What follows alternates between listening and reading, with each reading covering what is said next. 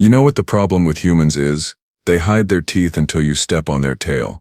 And I, Commander Voss of the Kaltherian Empire, learned this lesson the hard way. The very, very hard way. Let me start from the beginning, because this story, this absolute nightmare of a story, needs context. 3 months before everything went to hell in a handbasket, I was sitting pretty in my command chair aboard the Starcarver, thinking I had the universe figured out. Spoiler alert, I did not. Commander Voss, sir. My second-in-command, Lieutenant Crane, called out from his station. We have entered the Sol system. Earth is straight ahead. I leaned back, feeling rather pleased with myself. The Kaltherian Empire had been expanding for 200 years, and we had gotten quite good at it. You find a planet, you assess its military capability, you make demands, they surrender, everyone goes home happy. Well, we go home happy. They go home conquered. Same thing, really. Excellent, I said, running my claws along the armrest. Have you completed the tactical assessment of this, what do they call themselves, humanity? Crane pulled up the data on the main screen. Yes, sir. Population, approximately 8 billion. Whole military technology, primitive kinetic weapons, early fusion drives, no energy shields. They have nuclear weapons, but we have encountered those before. Our shields can handle their entire arsenal without breaking a sweat. Sounds about right, I muttered. What about their political structure? Fragmented, sir. They have something like 197 separate nations, all bickering amongst themselves. No unified planetary government. Half of them cannot even agree on basic trade agreements, let alone mount a coordinated defense. I laughed. Actually laughed. Ho! If only past me could see future me, he would have run screaming in the opposite direction. This will be the easiest conquest in Kaltherian history. I declared. Tactical Officer Mira. Prepare a standard intimidation broadcast. Tell them to surrender within 48 hours, or face orbital bombardment of their major cities. The usual speech. Mira, a young but competent officer, nodded and began composing the message. Sir, should we add anything about preserving their cultural sites? The Empire usually likes to keep those intact for tourism purposes. Sure. Whatever keeps them docile. I waved dismissively and scanned for their military installations. I want to know where they keep their toys. The next few hours were, in retrospect, the calm before the storm. We sent our broadcast. We expected panic, chaos, maybe some desperate last-minute diplomacy. What we got was silence. 12 hours of absolute radio silence from Earth. That is odd, Crane said, checking his instruments for the third time. Usually they are begging for negotiations by now. Give them time, I said confidently. They are probably fighting amongst themselves about whether to surrender. With 197 governments, decision-making must take forever. Oh, how wrong I was. How spectacularly, catastrophically wrong. At hour 13 we finally got a response. It came from something called the United Nations, which apparently was their closest thing to a unified voice. The message was short, simple, and read by some middle-aged man in a suit who looked thoroughly unimpressed with us. To the Kaltherian Empire, we have received your demands. We reject them. Leave our system immediately, or face the consequences. This is your only warning. I blinked. Then I blinked again. Then I started laughing so hard I nearly fell out of my chair. Did he actually threaten us? I gasped between laughs. With what? Harsh language? Stern looks? Even Crane was chuckling. Sir, their largest warship mass is about 2,000 tons. The Starcarver mass is 4 million tons. They have 17 ships that could even reach orbital combat altitude. We have 3,000 in this fleet alone. Oh, this is rich, I said, wiping tears from my eyes. Tactical Officer Mira, let us give them a demonstration. Fire a warning shot. Take out one of their satellites, something old and useless. Show them we mean business. Mira complied, and a low-powered beam lanced out from the Starcarver, neatly vaporizing a decommissioned weather satellite. Message sent, Mira reported. Sir, we are getting another transmission from Earth. Already? That was fast. Have they come to their senses? The screen flickered to life, showing a different human this time. A woman, older, with steel gray hair and eyes that could cut through hull plating. She wore some kind of military uniform. Kaltherian forces, she said, her voice cold enough to freeze helium. That was your warning shot. This is ours. The transmission cut. I frowned. What does she mean by that? 3 seconds later, every alarm on the Star Carver started screaming at once. "Sir, multiple launches from Earth's surface," Crane shouted, counting 50. "No, 100. No, sir. They just launched over 500 missiles." "What?" I lurched forward. "Their assessment said they barely had a functioning space program." "They lied, sir. Or we missed something. These are not space launch vehicles, these are military grade, and they are fast, really fast. Shields up. Point defense batteries. Open fire." The next 60 seconds were pure chaos. Our point defense systems designed to intercept slow-moving asteroids and the occasional pirate torpedo were overwhelmed. The human missiles, it turned out, were not heading for us. They split up, spreading across the system like a swarm of angry insects. "Sir, they are targeting our supply ships." And that is when I felt my first real twinge of worry. Not fear, not yet, just concern. Supply ships were lightly armored, meant for cargo, not combat. We had 15 of them scattered across the system. Explosions blossomed across my tactical display. Human supply ship gone. 2, 5, 10. Evasive maneuvers. I barked. All ships, scatter formation. By the time the missile swarm finished, we had lost 12 supply ships and 2 escorts. Not devastating, but definitely not according to plan. "Damage report," I demanded. "Minimal to the main fleet, sir," Crane said, his voice shaking slightly. "But our fuel reserves just dropped by 60%. Food supplies by 40. We just lost 3 months' worth of supplies." I sat back, my mind racing. How did they do that? How did they know exactly where our supply ships were? "Unknown, sir, but they are tracking us somehow. Very accurately." "Fine," I said, feeling my temper rise. "If they want to play rough, we can play rough. Lara, target one of their military bases. Hostile target. Minimal civilian casualties. Show them what happens when they defy the Empire." "Yes, sir. Target locked." Firing. A lance of brilliant energy shot down from orbit, striking a military installation on some continent I did not care to learn the name of. The base vaporized in an instant, along with about 3 square kilometers of surrounding territory. "Target eliminated, sir." "Good. Now broadcast another message. Tell them that was their final warning." But the humans were not done. Oh no, they were just getting started. 2 hours later, Crane called out again. "Sir, we are detecting another launch. Much smaller this time. Just one object." "A surrender shuttle?" I asked hopefully. "Negative, sir. It is fast, very fast, and it is heading straight for us." "One object? Against the entire fleet? Shoot it down." But here is the thing about humans. They are creative. Annoyingly, terrifyingly creative. Annoyingly, terrifyingly creative. The object dodged our point defense fire with impossible precision, weaving through energy beams like it was dancing. It got within 500 meters of the Star Carver before it detonated. Except it did not explode. It released something. Thousands of somethings. Tiny, barely visible somethings that scattered across space. "What was that?" I demanded. "Unknown, sir. Scanning now." I am reading. "Wait, sir. These are mines. Millions of micro-mines. They just seeded this entire orbital space with proximity explosives. And just like that, our mobility was cut in half. Any ship that tried to maneuver at combat speed risked hitting a mine. It was not fatal, but it was annoying. Really, really annoying." "This is ridiculous," I snarled. "They cannot win. They know they cannot win. So why are they fighting?"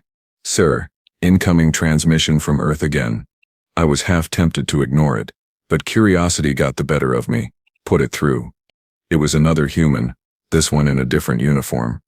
Younger, with sharp eyes and a smirk that I immediately wanted to wipe off his face. "Commander Voss," he said, somehow knowing my name. "I am General Marcus Hunt." "Strategic Defense Command. I thought I should inform you personally. Your ultimatum has been rejected by unanimous vote." "All 197 nations." "Did not think we could agree on anything, did you? Well, congratulations. You just united humanity." "You are making a mistake," I said coldly. "We have 3,000 ships. You have 17. We have energy weapons and shields. You have rockets and satellites. This is not a fight you can win." "Maybe," Hunt said, that infuriating smirk never leaving his face. "But here's the thing, Commander. We do not need to win. We just need to make sure you lose." The transmission cut again. Cryptic nonsense, I muttered. Maintain formation. Prepare for planetary bombardment. If they want to be stubborn, we will remove their ability to resist. That was the plan. That was the simple, straightforward, standard operating procedure. Then came the moment that changed everything. 72 hours into the standoff, a junior officer at the scanning station called out, "Sir, detecting an unusual energy signature on the planet's surface, northern hemisphere, someplace called, Sweden." "What kind of signature?" "Unknown, sir, but it just vanished. Like it was there, then it was not."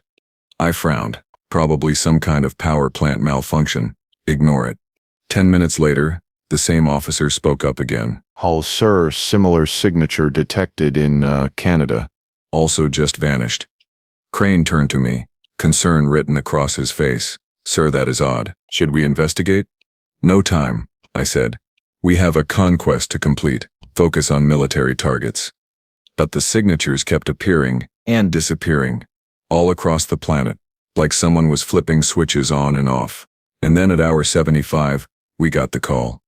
"Sir," Mira's voice was panicked, higher pitched than I had ever heard it. "Sir, emergency transmission from High Command. Priority 1. "What? Why would High Command contact us during a routine conquest?" "Sir, you need to see this, now." The main screen switched to show Admiral Thorne, my commanding officer, leader of the entire Kaltherian 5th Fleet. He looked, for lack of a better word, rattled. "Commander Voss," he said without preamble, "you need to withdraw from the Sol system immediately." I felt my jaw drop. Sure? "But we are about to. The conquest is nearly. We just need a few more days to." "Forget the conquest," Thorne snapped. "Do you have any idea what you have done? Do you have any idea what those humans are?" "Sir, they are a primitive species with delusions of grandeur. We have faced dozens.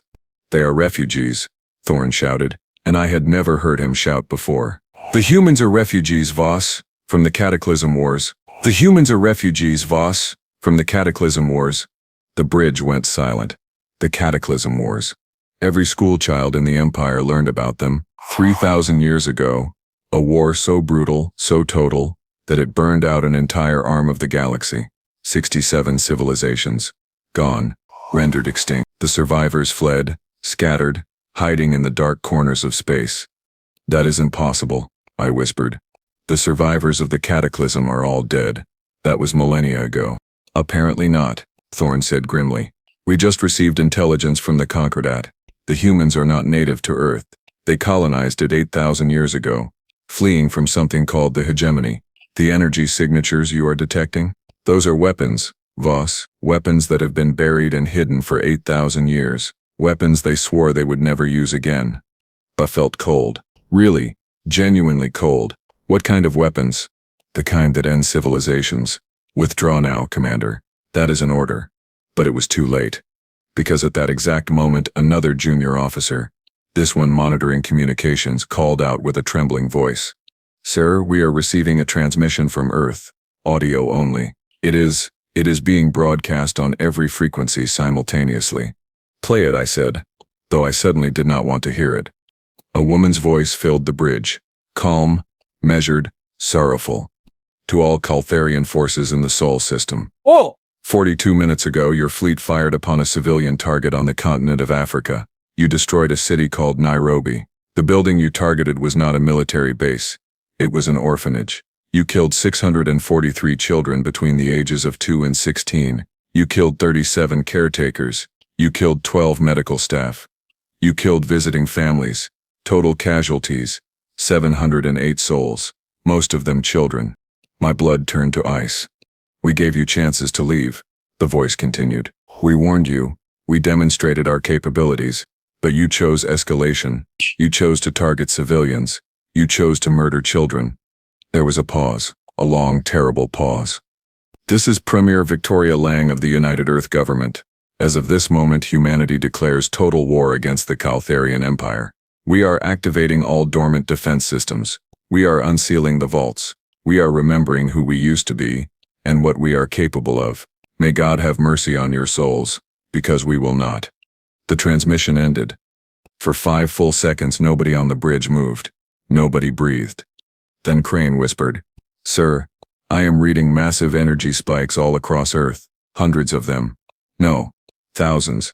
Sir, what are those? On the screen, lights began appearing across the planet's surface. Not the soft glow of cities, but harsh, brilliant points of pure energy. They grew brighter, and brighter, and brighter. Vrovso's maneuvers. I screamed. Full retreat. All ships, jump to hyperspace immediately. But the humans had been planning this for 8,000 years. And we had just given them a reason to stop hiding. The first beam hit the Starcarver's shield at 47% of light speed. The shield held for almost 2 whole seconds. Then it failed, and the bridge filled with alarms, sparks, and the smell of burning circuitry. Damage report, I yelled over the chaos. Shield generators 1 through 6 offline, hull breach on decks 8, 9, and 10. Casualties reported in the aft sections. Another beam struck, this one hitting one of our escorts. The ship, a heavy cruiser that had served in 20 campaigns, split in half like it was made of paper. Jump drive status, I demanded. Charging, sir. 30 seconds to full power. 30 seconds, an eternity in combat. A third beam lanced up from Earth, catching another of our ships, then a fourth, then a fifth. The humans were not shooting to disable. They were shooting to kill. Jump drive ready, Crane shouted. All ships, emergency jump, anywhere but here. Space twisted, reality bent, and the Starcarver lurched into hyperspace. We had entered the Sol system with 3,000 ships. We limped away with 2,412. In less than 10 minutes, the humans had destroyed 588 Kaltherian vessels. And I had the sinking feeling that they were just warming up. So there I was, sitting in what remained of my command chair, watching my career circle the drain in real time. The Starcarver had made the jump, but barely. Half our systems were fried. Our shields were running at 30% capacity. And I had just lost nearly 600 ships in the blink of an eye. Status report, I croaked, my throat dry. Where are we? Crane checked his instruments, his hands shaking. We jumped to the rally point at Proxima Station, sir. Approximately 4.2 light years from Earth. The rest of the fleet is arriving now. Casualties? Still counting, sir. Initial reports suggest 8,000 dead, 12,000 wounded across the fleet. The medical frigates are overwhelmed. 8,000 Kaltherians dead because I had underestimated a species that built orphanages and hid planet-killing weapons under their cities. The irony was not lost on me. Sir, Admiral Thorne is requesting immediate communication. I almost laughed. Of course he was. Put him through. Thorne's face appeared on screen, and he looked like he had aged 10 years in the past hour. Commander Voss, report. We have withdrawn from the Sol system as ordered. Admiral, fleet integrity is at approximately 80%. We sustained heavy losses during the retreat. I can see that, Thorne said coldly. I also received the casualty reports. Plus. Do you understand what you have done, Commander? Do you comprehend the magnitude of this disaster? Sir, with respect, we followed standard conquest protocol. How were we supposed to know they were? You were supposed to do reconnaissance, Thorne snapped. You were supposed to verify intelligence. Instead, you rushed in like a fresh cadet on his first deployment and poked a sleeping predator with a stick. They claimed it was a military base, I protested weakly. Our scans showed weapon signatures. It was an orphanage with a security detail, you fool. And now, because of your incompetence, the Kaltherian Empire is at war with a species that fought in the Cataclysm Wars and survived. I wanted to argue, but the words died in my throat. He was right. I had messed up. Badly. What are my orders, sir? Thorne took a deep breath, clearly trying to calm himself. You are to hold position at Proxima Station and await reinforcements. Do not under any circumstances approach Earth again. The High Council is convening an emergency session. They are discussing terms of surrender. Surrender? I nearly choked on the word. Sir, we are the Kaltherian Empire. We have never surrendered to anyone. Well, congratulations, Commander. You are about to witness history. The transmission cut, leaving me staring at a blank screen. Sir, Mira spoke up quietly. We are receiving reports from the other ships. Morale is, well, it is not good. Define not good. 3 captains have requested permission to resign their commissions. 5 more are demanding we return to Kaltherian space immediately. And the crew of the supply ship Endless Bounty just mutinied and set course for home. Perfect. Just perfect. Lock down all ships, I ordered. No one leaves this station without my authorization. And someone find me whatever intelligence we have on humanity. Real intelligence, not the garbage we were working with before. It took 6 hours to compile, but what I read made my scales itch with dread. Humans, it turned out, were terrifying. 8,000 years ago, they had been part of something called the Terran Concordat, a massive alliance of colony worlds spanning 300 systems. Then came the hegemony, a machine intelligence that decided organic life was inefficient and needed to be eliminated. The war lasted 200 years. The Concordat lost, badly. Of 300 systems, only one colony ship escaped. It carried 50,000 humans, all that remained of a civilization that had numbered in the trillions. They found Earth, a backwater planet in an empty system, and they made a pact. They would hide, they would forget, they would never build weapons like that again. They buried their warships, they sealed their factories. They scattered across the planet and started over, pretending to be a primitive species just learning to reach for the stars. And it worked. For 8,000 years it worked. Until I came along and reminded them why they had built those weapons in the first place. This is insane, I muttered, reading through the files. It says here they had ships that could crack planets, weapons that could ignite stars. Why would anyone give that up? Because they were tired, sir, Crane said softly. He had been reading over my shoulder. Look at this passage here. It is a recovered transmission from their last battle. The Concordat lost 90 billion people in a single day. They watched their home worlds burn. They just wanted it to stop. I sat back, processing that. Why 90 billion in one day? My entire species numbered around 40 billion, or we could be wiped out twice over and still not match that carnage. So what do we do now? I asked, more to myself than anyone else. The answer came sooner than I expected. Sir, incoming transmission from Earth. It is addressed to you personally. Me? Why me? Unknown, sir. Should I put it through? I briefly considered saying no, but curiosity won out. Do it. The face that appeared on screen was not one I recognized.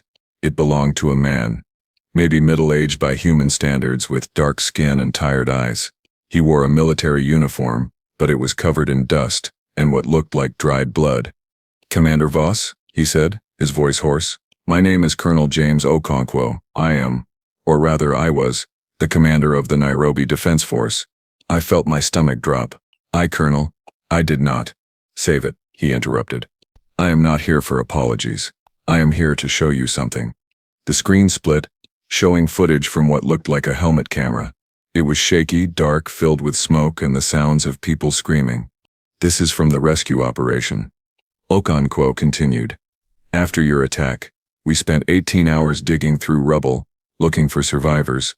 The camera panned across scenes of devastation, collapsed buildings, fires, and bodies. So many small bodies. We found 43 children alive, Okonkwo said quietly. Out of 643, most of them died before we could get them to hospitals. The ones who survived, they will never walk again, will never see again, never have normal lives again. I wanted to look away, but I forced myself to keep watching. I owed them that much at least. I had a daughter. Okonkwo continued. Her name was Amara. She was 6 years old. She loved drawing pictures of stars and planets. She wanted to be an astronaut when she grew up. He paused, and when he spoke again, his voice was hollow. I found her body 3 meters from where the orphanage cafeteria used to be. She was holding her favorite toy, a stuffed elephant named Peanut. The blast had. He stopped, unable to continue. I am sorry, I whispered, knowing how inadequate the words were. No, you are not, Okonkwo said, his eyes hardening. Not yet, but you will be, because I want you to understand something, Commander. Every ship in your fleet, every soldier under your command, they all have families waiting for them at home. Parents, children, loved ones. And after what you did, after you murdered our children, we are going to make sure they never see those families again. Colonel, please, this does not have to. Yes, it does, he cut me off. You see, Commander, you made a fundamental miscalculation. You thought we were weak because we were peaceful. You thought we had nothing worth fighting for because we were not expansionist. But the truth is, we had everything worth fighting for. We had our children, our future, our hope. He leaned closer to the camera, his voice dropping to a whisper that somehow felt more threatening than any shout. And you took that away from us? So now we are going to take everything away from you. The transmission ended. For a long moment, nobody on the bridge spoke. Then Crane cleared his throat nervously. "Oh, sir, we are detecting ships jumping into the system. Multiple signatures. They are, oh no, sir, they are human ships." "With how many?" 17, sir. The same ones from our initial assessment." Then I almost laughed with relief. 17 ships? "Against our entire fleet? They must be suicidal." "Sir, they are not attacking. They are just sitting there, at maximum weapons range. What are they waiting for?" I got my answer 30 seconds later when space itself seemed to tear open. "Sir, massive hyperspace signatures. Counting, 50, no, 100, 200, sir. They just brought an entire fleet." "That is impossible," I breathed. "They do not have an entire fleet. They barely have a space program." "Well, they have one now, sir. I am reading 500. Correction, 800 ships and still counting." The tactical display lit up like a festival day, showing ship after ship emerging from hyperspace, and these were not the small, primitive vessels we had encountered at Earth. These were warships. Real, honest-to-goodness warships, bristling with weapons and armor. "Where did they come from?" I demanded. Mira was frantically checking her instruments. "Sir, I am reading residual signatures." These ships, they came from underground. "From Earth's oceans, from the dark side of their moon. They have been hidden all over the system. For 8,000 years, Crane added quietly. They have been maintaining these ships for 8,000 years, just in case they ever needed them again. And we had given them a reason to dust them off. Sir, incoming transmission from the human fleet. It is being broadcast to all our ships." "Put it on screen." The face that appeared was familiar. General Marcus Hunt, the smug one from earlier, except he was not smirking anymore. He looked deadly serious. "Kaltherian fleet," he began. "Well, this is your final warning. You have 30 minutes to power down your weapons, shut down your drives, and prepare to be boarded. Well, any ship that attempts to flee will be destroyed. Any ship that resists will be destroyed. Any ship that fires a single shot will result in the destruction of your entire fleet." "He is bluffing," I said, though my voice lacked conviction. "He has to be bluffing."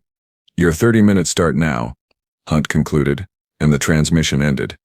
"Sir, what do we do?" Crane asked, his voice barely above a whisper. What could I do? We were outnumbered, outgunned, and we had just seen what human weapons could do when they were not even trying. "Open a channel to Admiral Thorne," I said heavily. "Let him make the call."